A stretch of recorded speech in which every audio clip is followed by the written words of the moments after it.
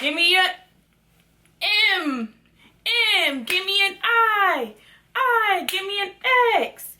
X. Give me a... Okay, anyway. What does that spell? Mixins. Yay!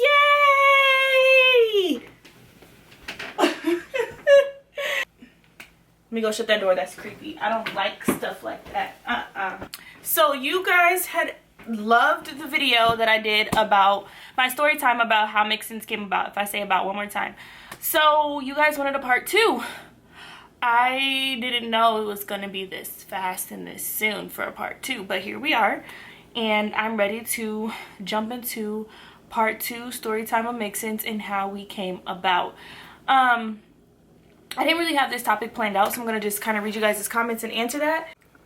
I'm so cute. Y'all, I be so lazy and don't ever want to put on lashes. Okay, so here's the part 2.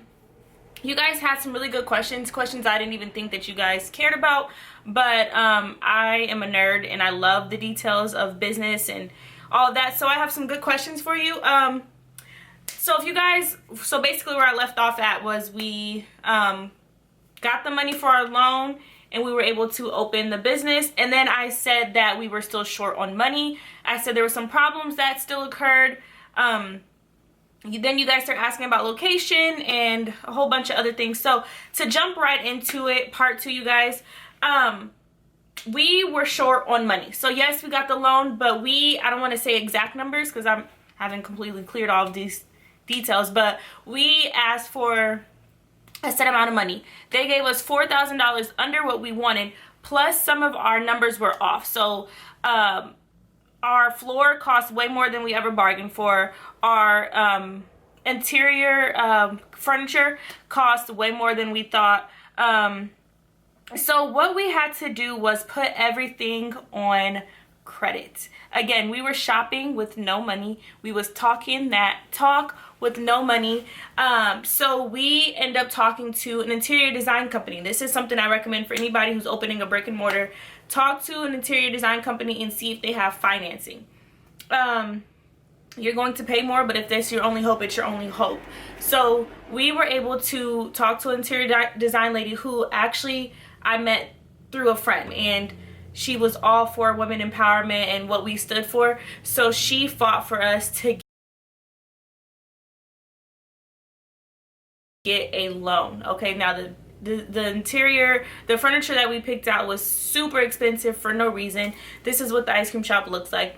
We totally didn't have to be that snazzy, but again, that was our whole vision. Like, we were gonna go all in. If we was gonna take this loan and these people's money, we was gonna do it right the first time. So our furniture ended up being like $15,000. And our loan was only, like, we didn't even have enough money for a lot of stuff. So we decided to pick out all of our furniture as if we had it already. This is like, I know you guys believe in like manifestation. For me, I believe in like God and positive thoughts, but we just knew we had it. Like, why stress, why cry, why be worried, and why bite our fingernails? We just kept on going with our regular scheduled programming as if we had the money. So we were attending all of our interior design meetings, all of our floor meetings. We were attending all of our meetings as if we had the money already. So we sat there and was picking out furniture, and then after it was all picked out, we were like, okay, time to order it. Oh, the elephant in the room, guys, we didn't have the money. So the interior design lady was like, okay, so y'all, she was really nice. Like, okay, y'all wasting my time. Okay, well, we're gonna figure it out. So like I said, she found us a way to finance our company, our furniture. And a lot of times, if you do find a place who won't let you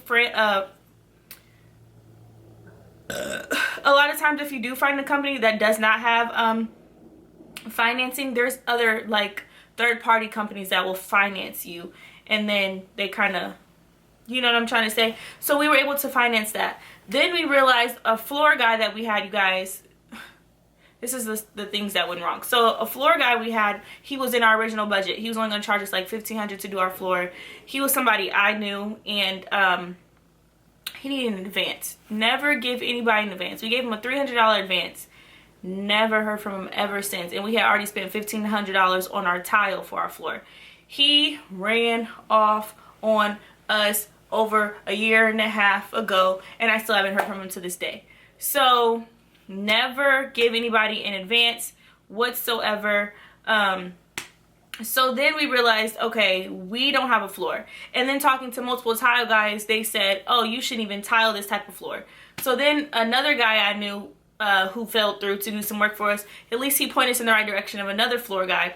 Another floor guy came out and was like, you guys need to do a vinyl floor in here because our floor was kind of uneven. So he talked to us. He loved our personality. We didn't know what we was going to do. We didn't have any money, but he worked with us to get us financing too. Y'all, our credit and our social security was taking hits all year, but we were so quick to put our card number on everything. We went to Nebraska Furniture Mart because we still was short for a fridge. Anything we could do to get extra money, we were doing. So my business partner was putting stuff in her name to get extra credit cards. I was putting stuff in my name to get extra credit cards. And at the time, my credit score was probably like a 6. No, my credit score was like a 700. Hers was a little bit, no, mine was like a 640 at the time, and hers was like in the 700s. Since then, we've been paying everything off rapidly, like no real late payments. Oh, even our food. So Cisco, we use the food system, and we even put that on credit. So everything that we could put on credit was on credit. So our main loan, we were using that bit by bit. So another thing I recommend is if you do take out a loan, a micro loan or any type of loan, to do disbursements so you don't have a whole lump sum at once, because it could be overwhelming, like, oh my gosh. No, we made sure we had a budget. We did like 3 or 4 disbursements, maybe 4. And we made sure we budget each single one. So that helped us stay humble and helped us shop smart, helped us think smart, and I would definitely recommend that. So that's just some of the ways how we didn't have money and how we were able to still finance everything. Also, you guys, when you meet the right people, our landlord hooked us up. He let us use, because he owns a bunch of property, he let us use, matter of fact, he made us use his guys. But from the architectural work, he paid for the architect to come out just because he's like really particular on his property and he wanted his property to be done right.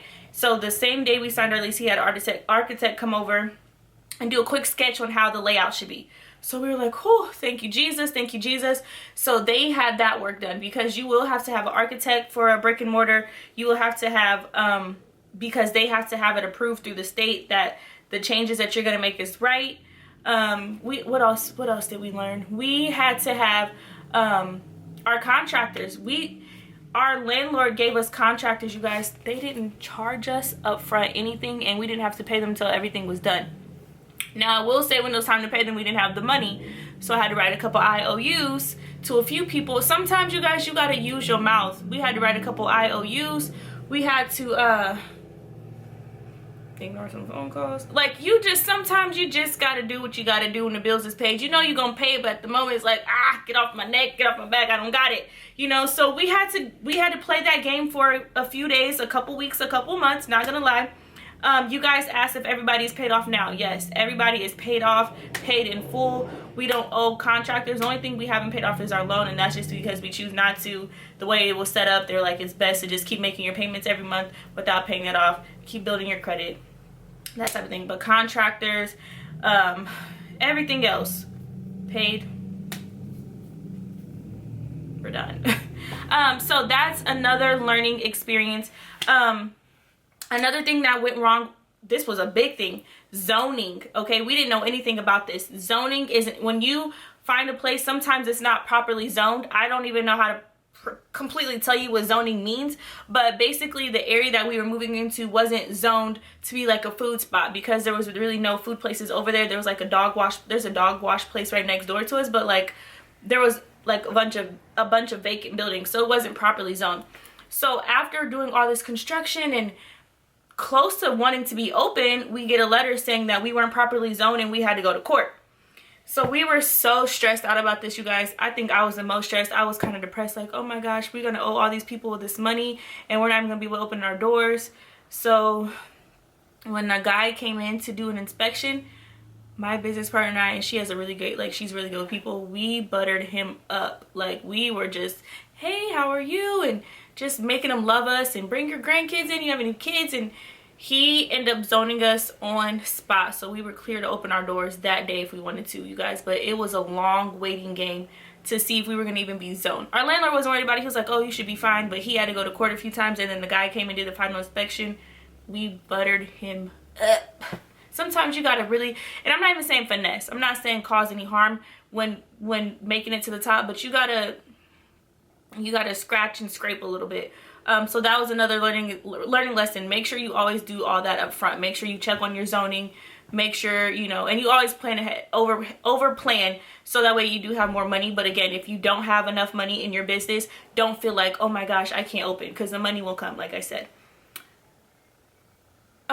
Marketing. We didn't do any real marketing. What we did to kind of get to draw the like anticipation of the building, we just put a big coming soon sign in the window, and we were coming soon for about 8-9 months, so I feel like everybody was anticipating it at that point. And then we did like a blast email, or like a blast post on Facebook and Instagram, and we're both pretty popular here in our city, so it kind of just surfaced online. Like we repost after repost after repost after repost after repost after repost after repost, like it surfaced so well, so that was already huge for us. And then we did create a Facebook for the business and Instagram, and we started posting on there. What else did we do to really advertise? Because we, even to this day, you guys, we really haven't put a lot into advertisement. I will say location. If you want to be in the popular parts of town, but here's the trick. Come closer. So the popular parts of your town, I don't care where you are, is always more expensive. But if you go just a block outside of, it's drastically cheaper, and I find this to be true in so many states when I look at properties. So for us, we're downtown Omaha, Nebraska, but we are a block outside of the it happening spots, but we're still in walking distance, so our rent is drastically cheaper. Here's another trick. Come closer. Another trick. You want to find private owners, because private owners, you usually can get a better deal. When you go through all these big corporations and companies and LLC companies who have all these employees, you usually pay more because they're paying other people. But if you can skip the middleman and go straight to for lease by owner, it'll get you right every time. Just about every time. So that's what we did. There was really, like I said, no marketing involved on our behalf. We just, I'm out of breath. We just really, you guys, just posted on social media here and there. And then as the company opened, maybe a year later, I started doing Facebook ads and like Google ads and that type of thing, Yelp ads. And that's just because of the winter time. It gets kind of slower because it's cold. We have full winter. So another thing is this is my last and final tip and pointer. Don't be discouraged if you don't have all of your T's crossed and your I's dotted, because we didn't even know what our product was going to taste like until right before we opened, you guys, because the construction was always going on. You can't just haul a big rolled ice cream machine everywhere. So we had no clue what our product was going to taste like or how we were even going to make it. We probably figured that out, I want to say like 5 days to a week before we opened is when we kind of got that figured out. And my business partner and I went to Walmart and just bought a whole bunch of whatever we thought was gonna work, and we took it back to the ice cream shop. We had one light and one outlet working.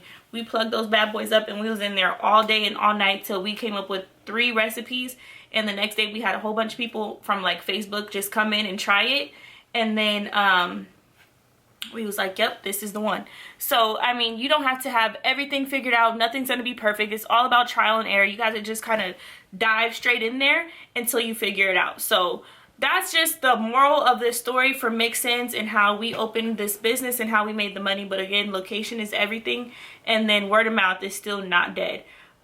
So I hope this really inspires you guys. Again, I'm doing coaching, Trishana.co. If you have any questions, my profession is really in the online side of things, but since having a brick and mortar, I've learned so much, and I want to say I'm close to an expert in that area too. So if you have any question, you guys message me or Trishana.co and book a call with me, and I'll be happy to help you every step of the way of your business. And thank you guys so much for watching. Comment below if you have any questions about your business or if you already started a business, and I will see you guys in my next video. Peace.